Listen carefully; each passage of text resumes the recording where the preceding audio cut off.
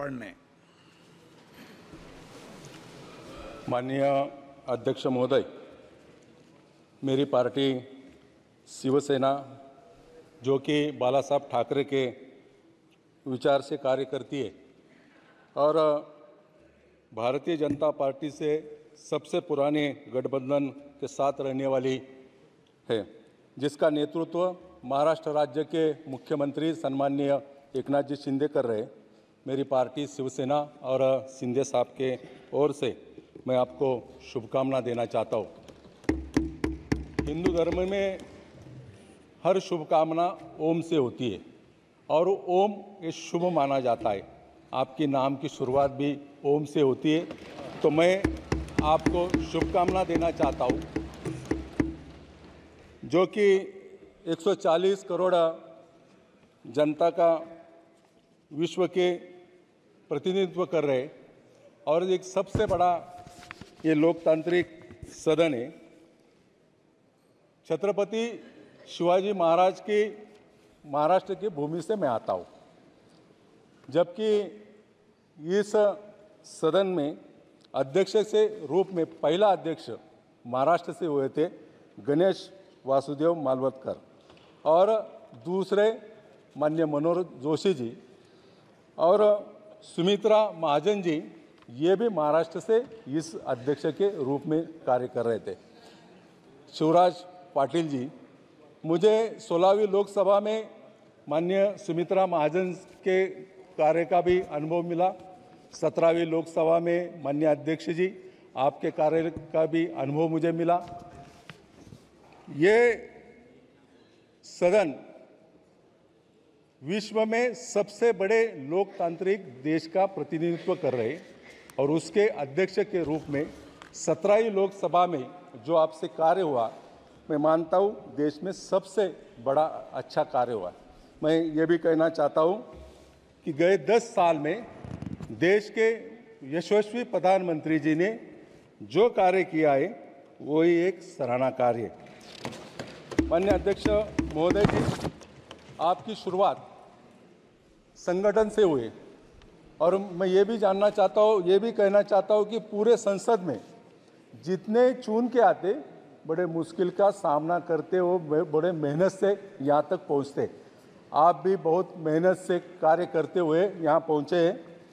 मुझे पूरा विश्वास है गए संसद में, गए 17वें संसद में सबसे ज़्यादा मुद्दा उठाने का, प्रश्न उठाने के लिए नए संसदों को मौका दिया था। अभी 281 नए संसद आए, सबसे ज़्यादा से ज़्यादा जुरावर चलाए, सबको मौका मिले, जबकि आने वाले दिनों में पूरे विश्वास के साथ कार्य हो सके। मैं मेरी पार्टी शिवसेना के तरफ से आपको शुभकामना देता हूँ। बड़े आप अनुभवी हैं, सबको लेकर कार्य करेंगे। मैं जिस क्षेत्र से आता हूँ, जगत गुरु संत तुकाराम महाराज की भूमि है। आप जितने मुलायम हैं उतने ही कठोर रूप से भी कार्य करते हैं। मैं संत तुकाराम महाराज के कई पंक्तियाँ मराठी में कहना चाहता हूँ। मऊ मेना ओविनी आम्ही विष्णुदास, कठीण वज्रास भेदू ऐसे, तरी देऊ कासेची लंगोटी, नाठाळाच्या माती हनु काठी। धन्यवाद। जय हिंद, जय Maharashtra. Shri Chirag Paswan. Thank you so much, Speaker sir. Sir, सबसे पहले I would want to take this opportunity to congratulate you on behalf of my party, लोक जनशक्ति पार्टी रामविलास। सर, हम लोगों को बहुत खुशी है आपको पुनः इस चेयर पर देखकर।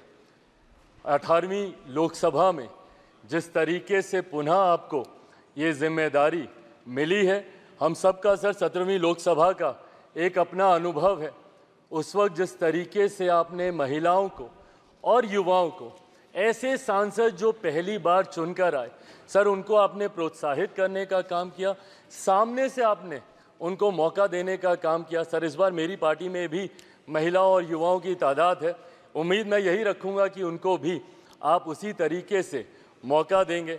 मेरे नेता, मेरे पिता आदरणीय रामविलास पासवान जी के विचारों को लेकर हमारी पार्टी आगे बढ़ने का काम कर रही है। आपने पिछले 5 साल में सर इन तमाम विचारों को इस सदन में रखने का मौका दिया और इस बात को सर कहने में मुझे कतई कोई संकोच नहीं है कि आपके द्वारा जो फैसले पिछले 5 सालों में लिए गए उसने संविधान की मर्यादा को बढ़ाने का काम किया और लोकतंत्र को और मजबूती देने का काम किया। सर हम लोग चुनाव बाहर लड़कर आ गए हैं। मैं तमाम साथियों से यही आग्रह करूंगा कि जहां चुनाव लड़ना था हम लोग लड़ चुके हैं। अब हम सबकी जिम्मेदारी है कि अपने अपने क्षेत्र के मुद्दों को हम लोग यहाँ पर रखें और अपने देश को आगे लेकर जाने की जिम्मेदारी के साथ हम लोग यहाँ पर कार्य करने का प्रयास करें।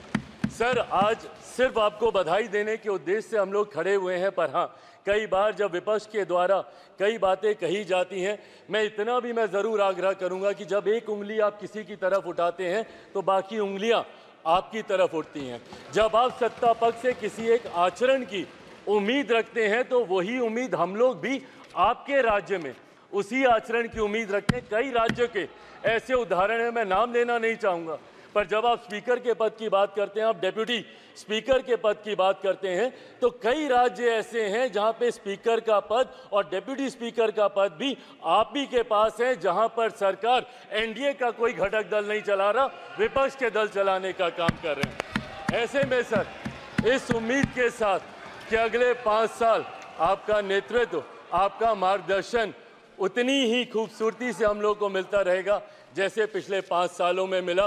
मैं एक बार फिर से अपनी पार्टी की तरफ से, लोक जनशक्ति पार्टी रामविलास की तरफ से आपका पुनः स्वागत करता हूं। पिछले 5 साल के लिए आपको बधाई देता हूं और अगले 5 साल के लिए आपको शुभकामनाएं देता हूं। धन्यवाद सर। श्री पीवी मुथुन रेड्डी। और तमाम जानकारी के साथ हमारे वरिष्ठ संवाददाता राजकुमार चौधरी इस वक्त न्यूज रूम से हमारे साथ सीधा जुड़ चुके हैं।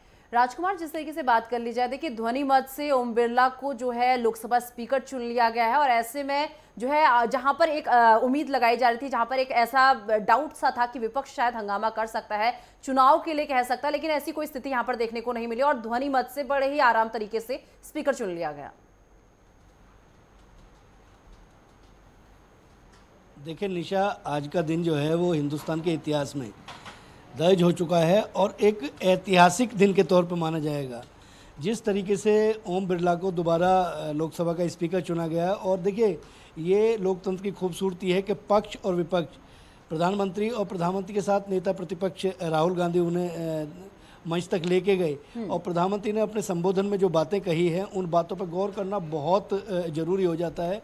97% उपस्थिति यदि उनकी दर्ज रही है और कई ऐतिहासिक फैसले उनके समय में हुए हैं, चाहे हम 370 की बात कर लें, चाहे हम CAA की बात कर लें, ये ऐसे कानून हैं जो देश को निश्चित तौर पे एक सूत्र पर पिरोने का काम करते हैं कि कश्मीर से कन्याकुमारी तक यदि हिंदुस्तान एक है तो वो एक जैसा होना चाहिए और एक जैसा दिखना चाहिए।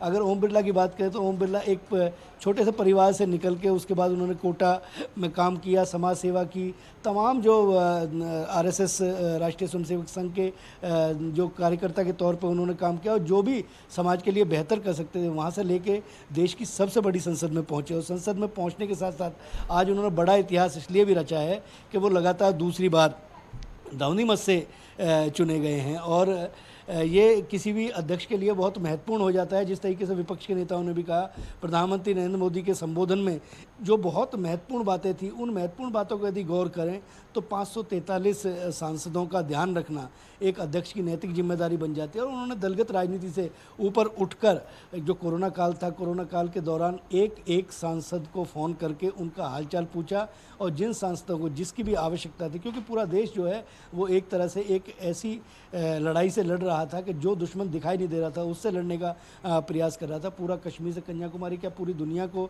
एक तरह से एक घर के अंदर कैद पूरा देश हो गया था और एक जगह से दूसरी जगह जाने, मतलब आप ये देखिए कि कोरोना काल के दौरान अगर उस समय को यदि याद करते हैं तो कहीं ना कहीं सिहरन सी उठती है कि अगर कोई व्यक्ति घर का हलाक हो गया है, उसकी मौत हो गई है, तो उसी परिवार के दूसरे लोग जो है उसको कांधा देने की स्थिति में नहीं थे।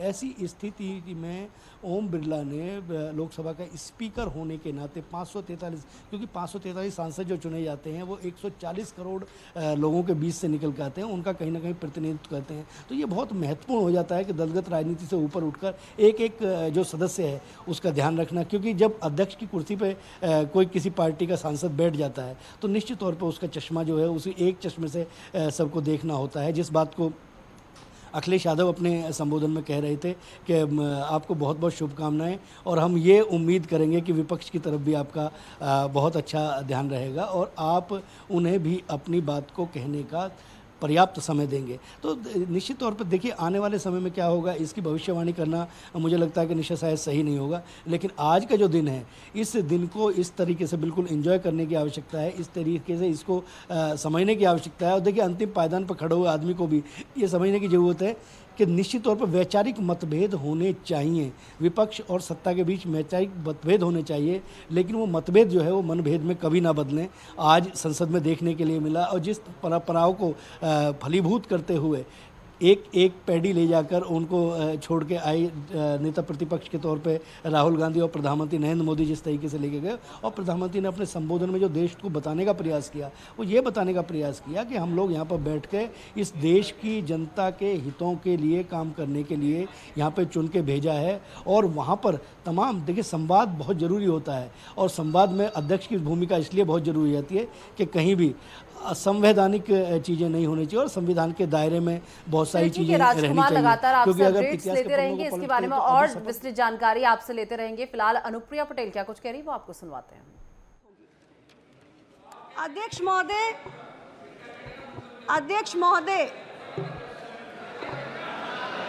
आप अध्यक्ष महोदय, हम सभी सांसद तो यहाँ केवल अपने अपने निर्वाचन क्षेत्र का प्रतिनिधित्व करते हैं, लेकिन आप पक्ष और विपक्ष इस पूरे सदन का प्रतिनिधित्व करते हैं और इस सदन की गरिमा के साथ साथ इसकी शक्ति का भी प्रतीक है। और आपका जो 17वीं लोकसभा का कार्यकाल रहा वो तमाम उपलब्धियों से भरा हुआ रहा। अध्यक्ष महोदय, आपने एक निष्पक्ष अध्यक्ष के रूप में अपनी छवि को गढ़ा है और अनेक उपलब्धियां आपके उस कार्यकाल की रही हैं, जिसका जिक्र मुझसे पूर्व के वक्ताओं ने भी किया है। मैं आपके इस कार्यकाल में यही उम्मीद करती हूं कि आपके कुशल मार्गदर्शन में तमाम और उपलब्धियों के नए अध्याय जुड़ेंगे और पक्ष विपक्ष हम सभी को लोकतंत्र को आपके मार्गदर्शन में मजबूत करने का एक और सुनहरा अवसर मिलेगा। पुनः आपको बहुत बहुत बधाई और ढेर सारी शुभकामनाएं।